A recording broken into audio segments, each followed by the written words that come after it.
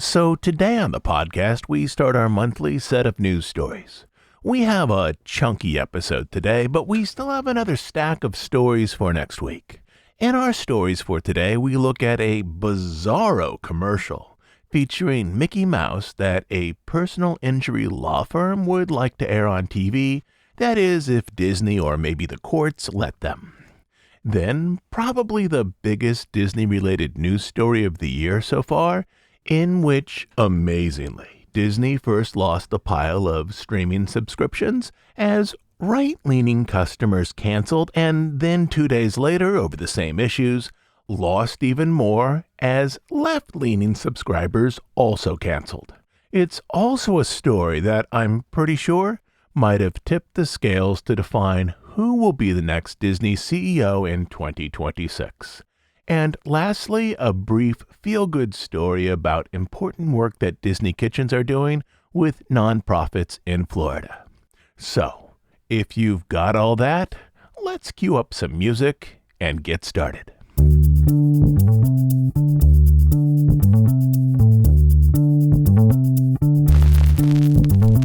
Let's start with this, an unusual story about how one company wants to use the 1928 version of Mickey Mouse in television advertisements to promote their own services. As you probably recall, the 1928 version of Mickey Mouse entered the public domain back on January 1st, 2024. In my social feeds, I've seen endless advertisements for t-shirts and caps and sweatshirts that feature the 1928 image of Mickey Mouse, more or less as he appeared in Steamboat Willie. And as a result of the public domain designation of Mickey Mouse in that 1928 version, there was also a 2024 supernatural slasher film called The Mousetrap, which focused on an individual who, after seeing a Mickey Mouse mask that talks to him, puts it on and then begins to kill young adults trapped in an arcade. The legal issues behind all of these things are somewhat complex. In terms of copyright, the 1928 version of Mickey Mouse is in public domain. But to start off, this needs to be the dark-eyed Mickey as he appeared in Steamboat Willie, not a later version of the same character. And Disney still holds a trademark on both Mickey and Minnie Mouse as symbols of the Disney company, which have not expired. Beyond this, Disney has trademarked many of its key characters, which gives these characters additional legal protections. How these public domain elements play out against additional trademark protections will almost surely need to be decided in courts over the next few years. I'm unaware of a similar split between copyright and trademark protections as they relate to an animated character in the US. Disney did not file suit over the Mousetrap movie. I might also point out that this film's original title was Mickey's Mousetrap, which was changed for unspecified reasons, but to speculate here, maybe the use of Mickey in the title was just a little too close for comfort to Disney for those associated with the film. Disney did, however, recently sue a Hong Kong jewelry company over a line of jewelry that featured a 1928 version of Mickey Mouse, as they felt the jewelry line violated its trademark protections and would lead to confusion in the marketplace. Essentially, Disney was saying that they felt that these particular products were likely to trick some consumers into believing that they were either official or officially licensed Mickey Mouse products. This suit was filed this past July in federal court in Los Angeles. As far as I know, nothing has moved forward since it was filed, either with a settlement or the announcement of a trial date. But this last month, the law firm of Morgan & Morgan pushed things a little bit further. They created an animated advertisement, likely intended for TV, that featured the 1928 version of Mickey Mouse in a pitch for Morgan & Morgan's legal services. Morgan & Morgan are a large personal injury law firm. They are licensed to operate in all 50 states, but they were founded in Florida. My one and only personal reference point for Morgan & Morgan or TV ads that I've seen in Florida. I live in a coastal area in Central California. I've never seen a Morgan & Morgan ad where I live, but when I'm at Disney World, sometimes before bed I'll watch the local news, usually WESH, which almost always has one Morgan & Morgan ad, sometimes more than one.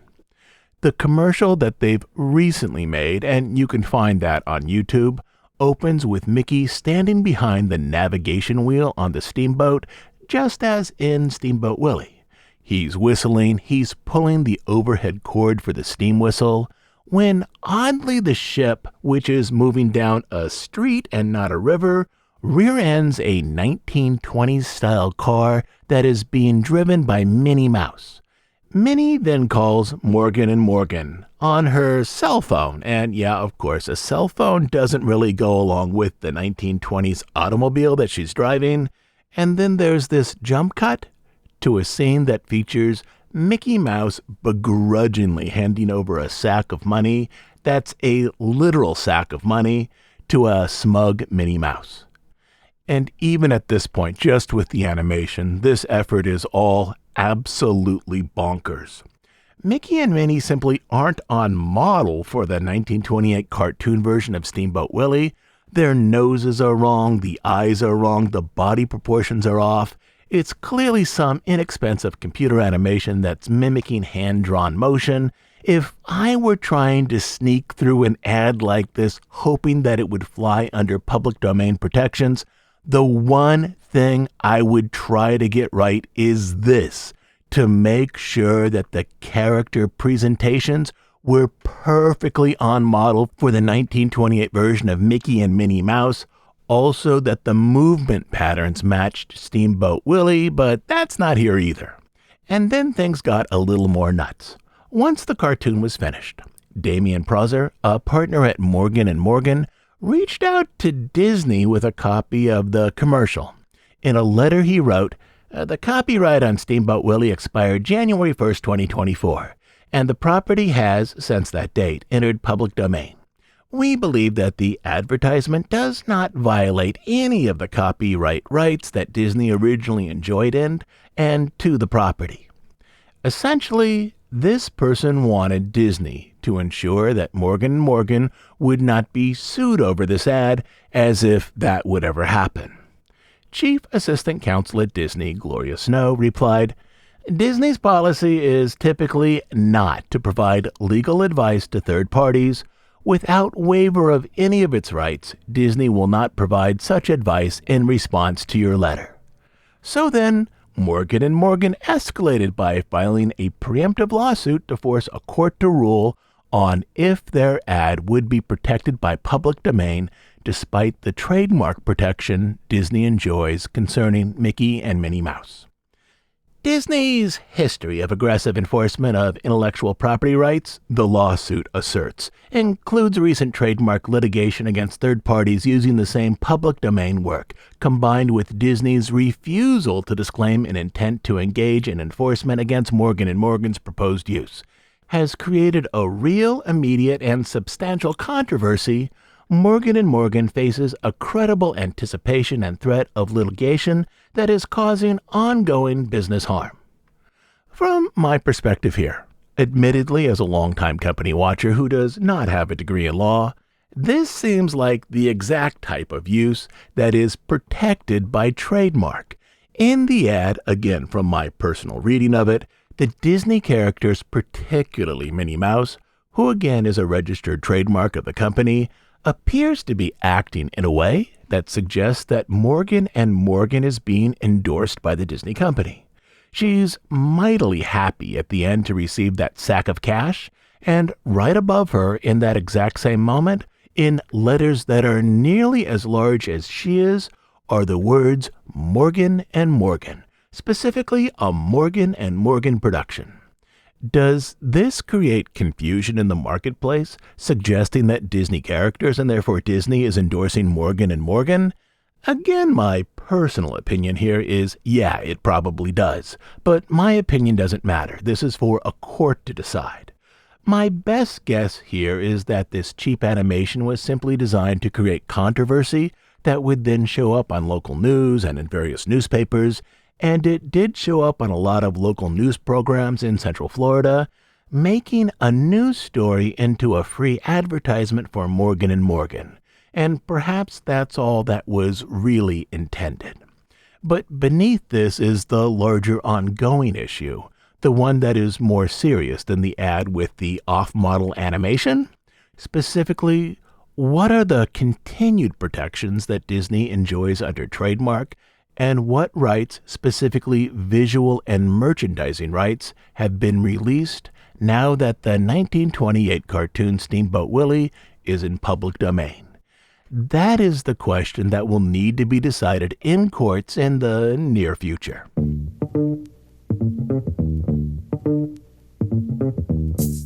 Our next story is about the fallout from the Jimmy Kimmel Live suspension, which was the most public news story for the Disney company for the entire year so far, and one in which the controversy caused a lot of brand and financial damage. It's a story where many current issues intersect around a notable celebrity. It includes elements of free speech, how corporations relate to powers of the federal government, the growing political polarization of America, the power government holds over mergers that need to be approved, increasing regulatory pressure on media outlets, and also the relationship between shareholders and actions arranged by company executives and a company's board. And from the beginning of the story, it was clear that there was almost no way that Disney, no matter what they did, was going to be a winner when the dust all settled. Again, I'd like to point out that I do my best to make this an apolitical podcast. That is, there's no overt political messaging in our podcast, but when political issues become significant concerns for the Disney company in terms of covering the Disney company, it's also important to include those stories here.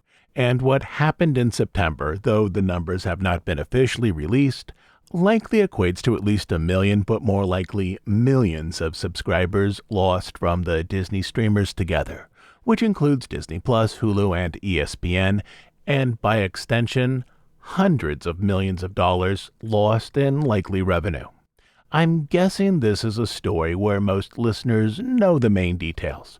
I'll recap the big points, but mostly I want to focus on what this likely means for the Disney company moving forward, and how this recent episode likely reshapes how Disney deals with federal pressure on its media outlets moving forward. So this is a story about how political and consumer pressure is reshaping efforts inside of Disney, not so much a story focused on political issues themselves.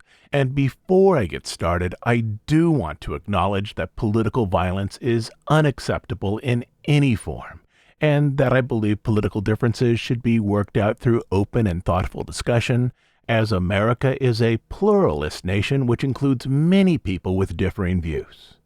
Here's now how the story plays out. On September 10th, an activist shot Charlie Kirk, a right-leaning political speaker, while he was giving a presentation at Utah Valley University. This was a Wednesday.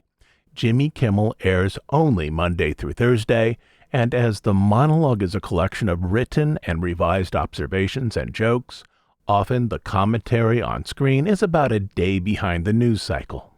On the following Monday, Kimmel criticized both Republican finger-pointing as to the underlying cultural causes that contributed to the shooting, and then played a clip of President Trump, who, at least in that clip, seemed not too concerned by the shooting. This monologue, once it was over, set off a discussion in some segments of the public about how certain companies or entities should react to what they perceived as a lack of empathy on the Jimmy Kimmel Show. First, Sinclair, a company that controls about 38 non-Disney-owned ABC affiliates, mostly situated in right-leaning states, said that they would preempt, essentially not air the Kimmel Show moving forward. Then Nexstar, which operates 28 affiliates, again mostly in right-leaning states, said they would do the same. At about the same time, FCC Chair Brendan Carr criticized Kimmel's monologue and suggested that there would be consequences for ABC airing this episode.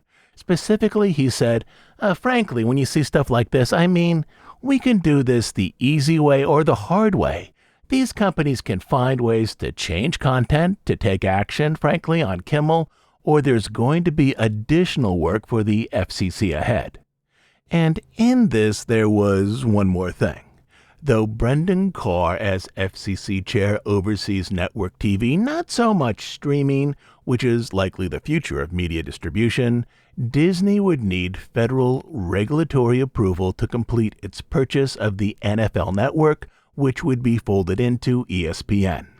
This is a deal valued at over $6 billion, and this deal was particularly important for Disney's streaming division. And at least some people believe that there was a suggestion here that Disney's actions might influence how federal approval for that NFL Network deal eventually worked out. At this point, Disney started to see a wave of right-leaning subscribers leave Disney+, Hulu, and ESPN in protest of Kimmel's comments. The number of cancellations here wasn't large enough to crash the servers that hosted the Disney Plus account pages. This will be important in a moment, but still there was a noticeable consumer protest being staged through cancellations. On September 17th, Disney indefinitely suspended the Jimmy Kimmel Live show from ABC. This then set off a second wave of cancellations, much larger than the first, now largely from left-leaning consumers upset that Kimmel had been suspended. Let me contextualize this a bit. Disney as a company would like to be perceived as politically neutral. Historically, they have contributed to both Democratic and Republican candidates. But in terms of public opinion, the company is typically viewed as left-leaning. There's a number of surveys that support this perception. These include the 2023 Axios Harris poll, the 2022 Trafalgar Group poll, and others. Personally, I think there are slight right-leaning and slight left-leaning projects within the company. For example, at Disney World, there are attractions that focus on cultural inclusion, which is more of a left-leaning concern, but there are also attractions that focus on American exceptionalism and traditional patriotism, such as the Hall of Presidents and American Adventure, which are more right-leaning concerns. The problems come when a group of people focus on just one attraction and not the confluence of messages arranged into various attractions across the resort, as a type of pluralism inside of Disney World. Think of this sort of like a cocktail party where you wander around and talk with people with slightly different perspectives. You can also walk through Disney World and find attractions that have slightly different perspectives. Anyway, the public perception of Disney as a left-leaning company is fairly strong. And as such, many left-leaning customers felt betrayed by Disney as they had assumed a political kinship with them, and then they showed their displeasure primarily by canceling their Disney+, Hulu, and ESPN subscriptions. This caused a spike in usage on the Disney Plus member account pages, with so many people canceling that the site crashed multiple times. It appears that the usage of the cancellation page was so high that Disney IT removed a space where departing customers could leave comments as to why they were canceling, likely to limit the amount of time people spent on the page and therefore reduce how often the site crashed. Though likely very few of these departing subscribers knew this, the cancellation of streaming products hit a sensitive area inside the Disney company. For the last 2 years, the Walt Disney Company has been under intense investor pressure to show that its streamers could produce a profit. So these cancellations struck a center point investor concern for the company. In the most recent quarterly earnings report, that is for the third quarter 2025, the Disney streamers posted a $346 million profit. And now we need to break down that number with a little bit of math. Disney Plus in the U.S. cost $11.99 a month with ads or $18.99 a month without ads. Presently, there are slightly more signups for the ad-supported version than there are for the ad-free version. So overall, I'll put the average cost of a Disney Plus subscription at $15 per month or $45 for the quarter. With a $346 million quarterly profit, this means that if Disney Plus by itself loses just over 7 million subscribers, the streaming division moves from making a profit to running at a loss. It's a little more complicated than this, as some individual subscribers bundle Disney-owned streamers into a combined package, and if one subscriber cancels Disney Plus, Hulu, and ESPN at the same time, that one subscriber has a larger effect than a single Disney Plus subscriber who is leaving. Because of bundling, I would ballpark the tipping point between profitability and producing a loss at around 5 million North American subscribers. There is an estimated 58 million Disney Plus subscribers in North America, or at least there was before the Kimmel incident. So if those Disney streamers together lost about 9% of their subscribers, it would lose profitability, which would be a tremendous problem for investor confidence. It's been estimated that the number of cancellations wasn't high enough to shift profitability, but still the estimated number of cancellations is absolutely huge. Media analyst Marissa Kabas put the total subscriber churn or loss following the Kimmel suspension at over 1.7 million. That's 1.7 million individual subscribers, not subscriptions. If you assume that at least 20% canceled bundles, including Hulu and/or ESPN, this puts it over 2 million streaming subscriptions. I actually think that the bundled number here would push it slightly higher. In terms of annual income, that's around $1/3 billion for a digital product that already exists, meaning the vast majority of money being lost is profit, as there is nothing that needs to be manufactured or any service performed to complete the sale for these new subscribers. Personally, again, I wouldn't be surprised if these numbers were slightly higher than 1.7 million or 2 million, and keep in mind a lower number of ad-supported subscriptions also means lower ad rates for Disney, as there are fewer eyes watching their streamer and also those ads. So Disney loses ad revenue in all this as well.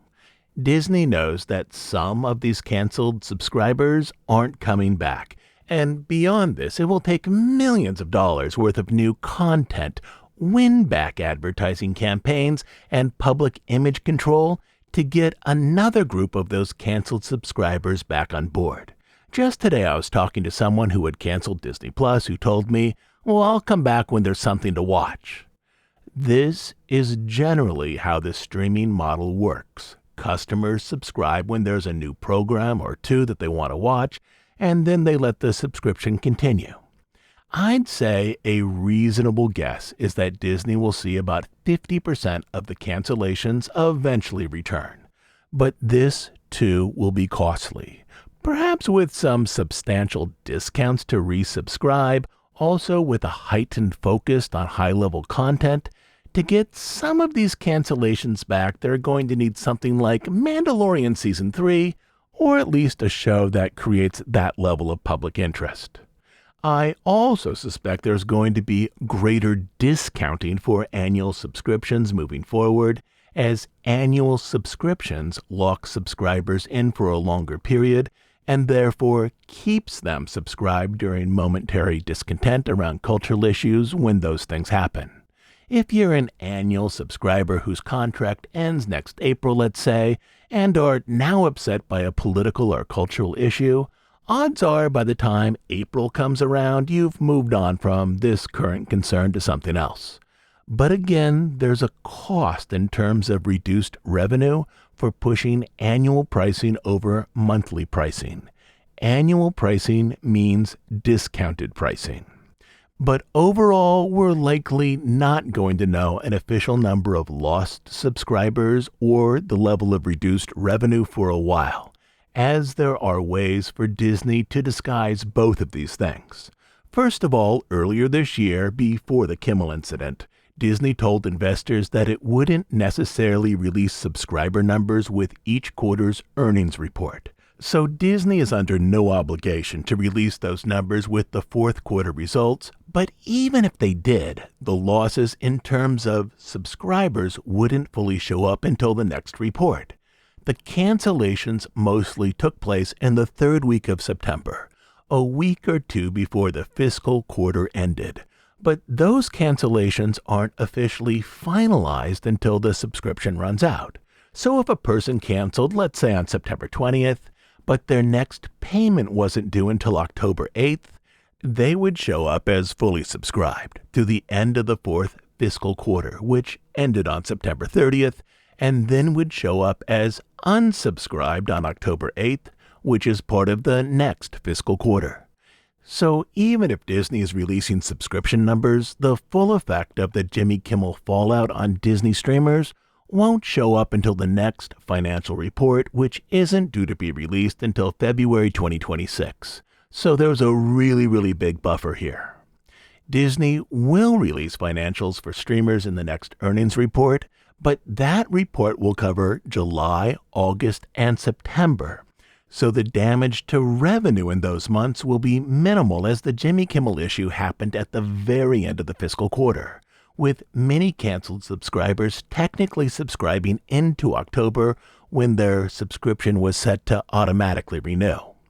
So the point at which we will see financial damage from this will also be February, likely when the public and perhaps some investors have moved on to another issue.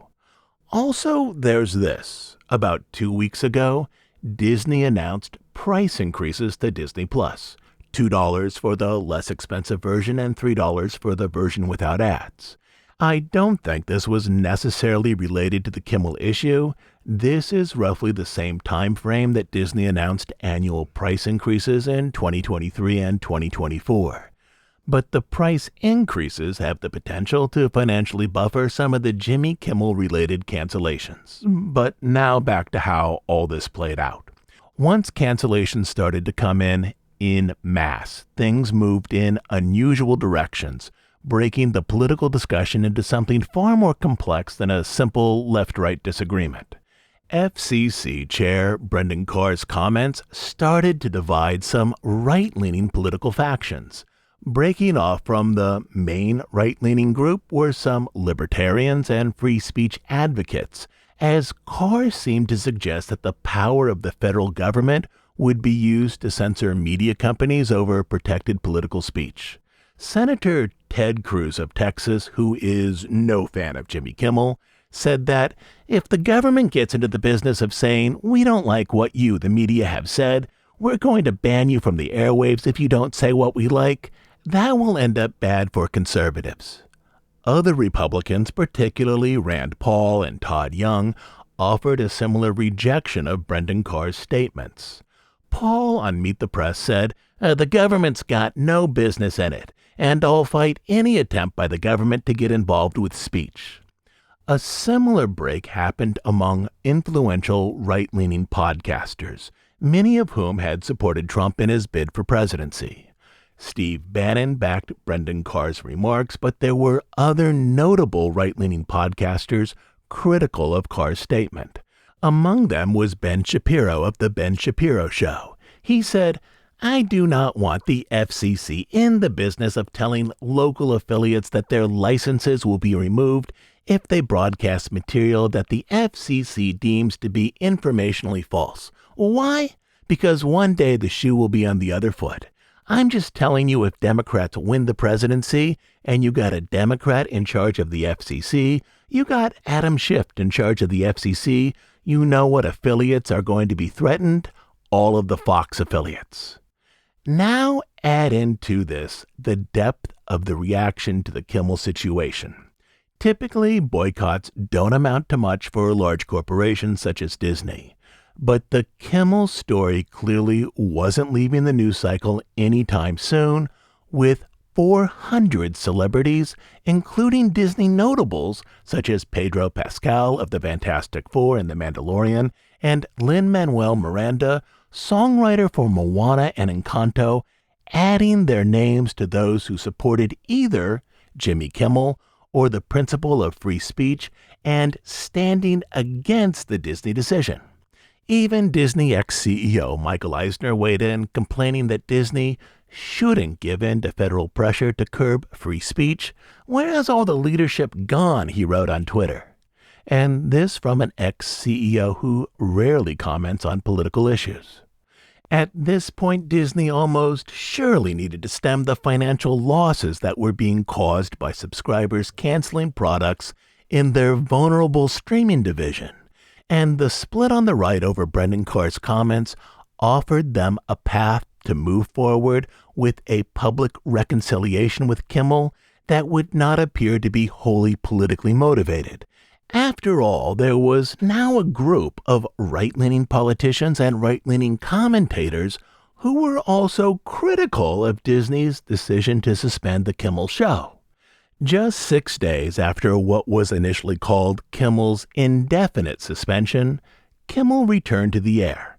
And I think the brevity of this indefinite suspension suggests one of two things. The depth of the financial losses Disney was experiencing in terms of its streaming products, or a change in opinion in terms of how corporate comments were being construed in terms of First Amendment assurances of free speech on corporate media. In terms of Kimmel himself, if anything, the controversy elevated the standing of his show. His return was watched by roughly 3 times as many viewers as a typical Kimmel show before the indefinite suspension. He also appeared, following the suspension, as a champion for free speech.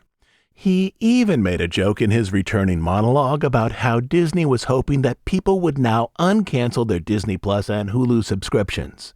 Though this was arranged as a joke, that sentiment was deadly serious inside the company. Following this week of suspensions and unsuspensions, the Disney company now finds itself in an interesting political space, as it seems to have concluded that there is a far larger financial cost in complying with federal desires concerning media speech than there is in standing against it. Or to put it this way, as a publicly traded company, Disney is supposed to protect its overall investor value. In this, Iger, at least in terms of creating a situation that led to the loss of a couple million subscribers, made a significant misstep. This, in turn, is leading to a possible lawsuit in which some investors are now threatening to sue for documents related to this issue. In a letter, these investors wrote, "There is a credible basis to suspect that the Disney board and executives may have breached their financial duties of loyalty, care, and good faith by placing improper political or affiliate considerations above interest related to shareholder value.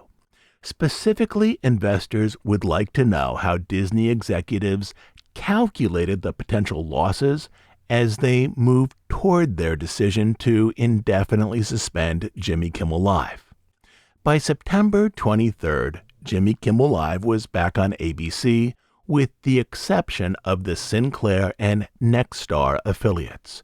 But their holdout was almost surely going to be temporary and symbolic. Affiliates signed contracts with networks to run network programming. Affiliates are allowed to preempt network programming temporarily. This can include for a wide range of reasons, such as local sports, severe weather updates, local breaking news, and various special events, such as possibly airing a local parade or festival. But if affiliates refuse continually to air network programming, they would then be in violation of their contracts, leaving them open to punitive action from the network, including financial damages or cancellation of their contract, which would drastically reduce the value of their local station. In essence, Sinclair and Nexstar gestured toward their home districts in deference of perceived political beliefs there, and possibly end up with a lot of financial harm. One of the big takeaways here for Disney is likely this. For its audience, a perceived challenge at this particular moment in history to free speech can result in the loss of significant revenue also in a lack of public support from talent that is essential for the company to move forward, and that if there is continued federal scrutiny of Disney-managed content, the cost of complying with that scrutiny would likely be far larger than any consequences of not complying with it. That is, in all of this, Disney largely appears to have been reacting to their own financial interests, not so much to internal political beliefs. Oddly, the indefinite suspension of Jimmy Kimmel for 6 days almost surely guaranteed that his show would last for many more years. As to cancel it now, even if for purely financial reasons, would likely invoke another backlash, as some subscribers would suspect that the decision was politically motivated. And moving forward, I would expect that Disney would likely defend most elements of free speech on its various platforms, as one of the key company takeaways here is this: not to defend free speech might lead to another very quick and very costly loss of subscribers or customers, especially during a time when Disney is trying to convince investors that certain divisions of its company, specifically streaming, and also to a lesser extent the Florida resort, can increase their level of profitability moving forward. That there generally is the difficult situation that Disney finds itself in at the moment. There's a shift here in terms of power centers. Customers are beginning to demand that certain companies advance values that are important to them, otherwise those companies risk losing millions. But also, I can reframe this story a little to highlight how this ending was particularly important to about 250 people. Ideological discussions are important in any democracy, but the cost of ideological battles is often borne by average working-class citizens, not business executives, not celebrities, not politicians, which is partially the case here, and also partially the case around other issues in our country right now. But in terms of this story, it's been a rough few years for TV shows such as Jimmy Kimmel Live. In 2023, Jimmy Kimmel Live was off the air for 5 months during the Writers Guild strike. Most of the people affected were behind-the-scenes staff and crew with modest salaries. In 2023, the show returned on September 27th. Less than 2 years later, it was off the air again with an indefinite suspension from ABC and Disney, also with no warning for the staff and crew whose livelihoods depended on that show. Though there are plenty of labor woes right now in the country, it was good to see the staff and crew come back to work and to their paychecks just 6 days later. That might be another way of looking at the events that unfolded here. The price of very public battles over policy is sometimes borne by average people working behind the scenes. And one last thing here. Beyond the free speech issues that are arranged into this story, there's one other aspect we should probably touch on briefly before moving on to our last segment for today. CEO Bob Iger is expected to select or help select the next CEO with an announcement likely early in 2026. He would like to work with the next CEO for a few months before departing from the company for good. Presently, the two top contenders for this position are Josh D'Amaro, who oversees parks and experiences. The primary weakness for his segment of the company presently is the Florida resort, which has underperformed recently. And Dana Walden, who oversees entertainment and who was a key executive in the decision to both suspend Jimmy Kimmel Live and then to return the show. And how all this is playing out now in a very public way, particularly a few months before the new CEO is announced, may tip the odds slightly toward Josh D'Amaro. But that story won't play out fully until next year. Clearly, we have more news stories today than we can cover in one episode. I'll be back next week to continue with them, but let's close up with a brief positive story today one that takes us away from the swirling political issues surrounding some media divisions in the company right now. September was Hunger Action Month, and for over 30 years, Disney World has worked with the Second Harvest Food Bank of Central Florida to shift excess food from the Florida resort to various nonprofits who then deliver the food to those in need. Typically, Disney donates enough food to create up to 1 million meals a year for those in need. They also make financial donations to the Second Harvest Food Bank and other food assistance nonprofits in Central Florida. In 2025, Disney donated $500,000 to hunger-related nonprofits in Florida, including various food banks. Disney chefs also donate their time to create meals for those in need at Thanksgiving and during the winter holidays. On a typical day in Disney kitchens across the resort, chefs pack up leftover food into serving containers, like aluminum serving containers you might have at a picnic. There can be a lot of leftover food, especially from the buffets, where meals are pre-made based on attendance estimates, not on individual orders. Egg bagel sandwiches are boxed up most mornings, as are stacks and stacks of Mickey waffles.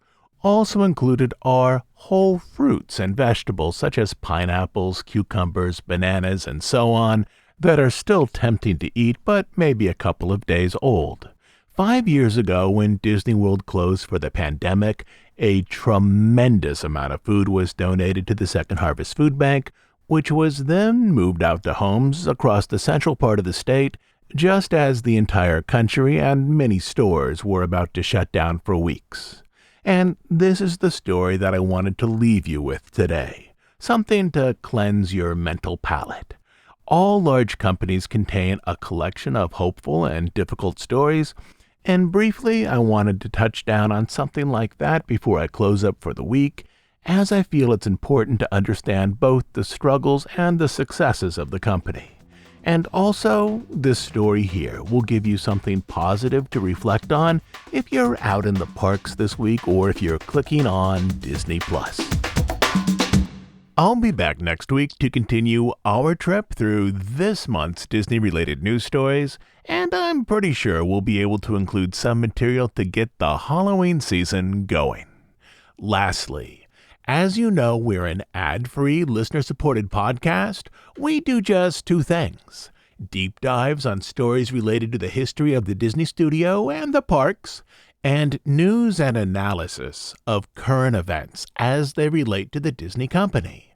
We are funded entirely by listener contributions, specifically by listeners who join us over on Bandcamp as monthly subscribers. On Bandcamp, you will find over 300 episodes not available on iTunes or anywhere else. But the best reason to join us there is to support the work we do here and to make sure that this podcast continues to exist. You can support us by becoming a monthly subscriber at dhipodcast.bandcamp.com. I'll also leave a link down in our show notes. So, until next Sunday, this is Todd James Pierce.